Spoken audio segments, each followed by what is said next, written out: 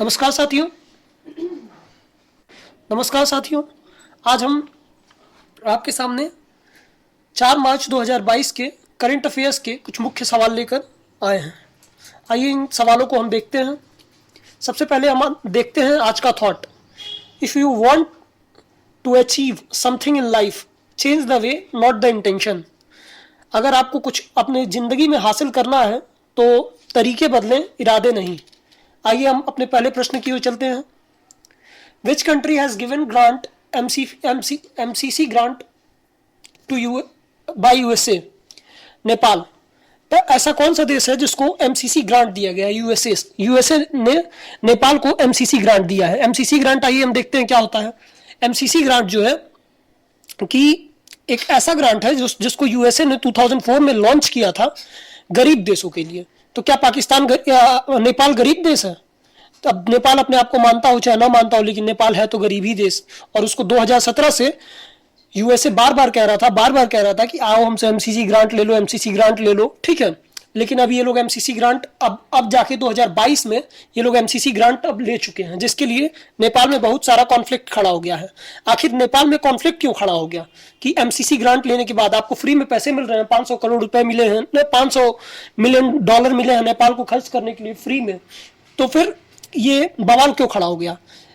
MCC grant जो है, इसमें अमेरिका पैसे भी देता है, काम भी बताता है, और उसके बाद ये भी बताता है कि इस पैसे को खर्च कहाँ करना है और उसके बाद इस पैसे से और क्या क्या करना है, ठीक।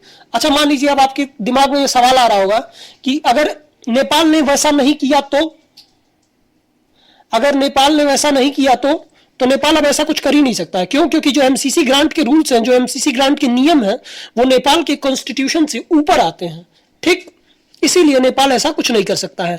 एमसीसी ग्रांट जो है 2 टाइप्स के होते हैं। पहला कॉम्पैक्ट लोन, दूसरा थ्रेशोल्ड लोन। कॉम्पैक्ट लोन है जो है 5 साल के लिए दिया जाता है, इसके पैसे आपको 5 साल के लिए खर्च करने हैं। नेपाल को ये 5 सालों के लिए दिया गया है एमसीसी ग्रांट। ये कॉम्पैक्ट वाला नेपाल लिया हुआ है। अब इसमें नेपाल को अमेरिका ने काम भी दिया है, तो आइए देखते हैं क्या क्या काम दिया है। नेपाल ने कहा है कि भाई देखो, अपने यहाँ तुम सड़कें बनाओगे इस पैसे से, कितना? 300 किलोमीटर, और उसके बाद क्या करोगे? तो अपने पावर प्लांट लगाओगे जिसमें नेपाल का 1/3 कवर करोगे, बिजली पैदा करोगे। लेकिन बिजली पैदा करोगे, बस खाना बनाओगे, खाओगे नहीं। कौन खाएगा? इंडिया खाएगा। इंडिया को दोगे सारी बिजली बना के। तुम समझ में आया? तो अब जो भी हो, नेपाल की तो स्थिति जो भी हो, वहां विरोध हो रहे हो, लेकिन इंडिया के लिए तो मान के चलिए कि बहुत अच्छा ही हो गया, ठीक। नेपाल आखिर लोन लेने से डर क्यों रहा था? क्योंकि नेपाल कह रहा था कि हमारे ऊपर वाला सब देखता है। तो कौन है तुम्हारे ऊपर वाला? तो चाइना है। चाइना ने नेपाल को इन्फ्लुएंस करके रखा था, जिसकी वजह से नेपाल अभी तक ये ग्रांट नहीं ले रहा था।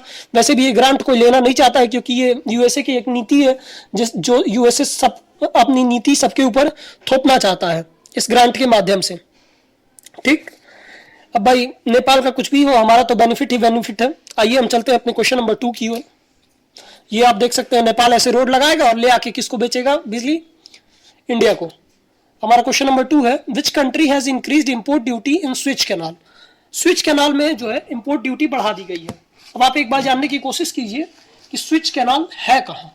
अगर हम स्विच कैनाल की बात करें तो ये कुछ यहाँ की बात है, सऊदी अरेबिया और अरेबिया के पास की बात है, ठीक है। यहाँ पर इस रीजन की बात है। आइए आगे देखते हैं। ये स्विच कैनाल है, ठीक। इसके बगल में इजिप्ट, जॉर्डन, और ये यहाँ से कैनाल निकाली जाती है। ये समझिए कि एक बहुत ही बिजिएस्ट कैनाल है इस दुनिया की, जिसमें से लगभग दुनिया का 58 बिलियन डॉलर का व्यापार होता है, ठीक। ये मेडिटेरेनियन सी को रेड सी से जोड़ता है, ठीक। इसको 1859 से बनाना शुरू किया गया था, 1869 तक बनाया गया था। दुनिया का 12% ट्रेड इस कैनाल के थ्रू होके निकलता है। ये साइज में तो थोड़ा छोटा है, ठीक। इसमें 10% बढ़ाया गया है किराया कैनाल में, कि 10% अब ड्यूटी ज्यादा देना पड़ेगा। स्विस कैनाल जो है दुनिया की एक बहुत ही इंपॉर्टेंट कैनाल है। आइए हम चलते हैं क्वेश्चन नंबर 3 की ओर। Which state has started the ambulance service for street animals? Tamil Nadu. Question number 4, which Chinese rocket has launch 22 satellites in space? Long March 8। Who has recently got Boltzmann medal? Deepak Dhar. Boltzmann medal जो है, ये इनको दिया गया है दीपक धर जी को, फिजिक्स में दिया गया है, ये एक प्रोफेसर है। When is Civil Accounts Day celebrated? 1 March. Which bank has launched Bank Sakhi Yojana? Bank of Maharashtra. Which bank has started first plant-based COVID vaccine? Canada. South Asian Games will be hosted by which country? Vietnam. When is the World Wildlife Day celebrated? 3 March. Thank you everyone. आज के session में इतना ही सवाल थे। हम अभी अब एक इम्पॉर्टेंट सेशन आपके लिए लेके आएंगे जिसमें किसी भी एक रियल न्यूज़ का एनालिसिस होगा। ठीक है, thank you everyone. Please like share and subscribe the channel.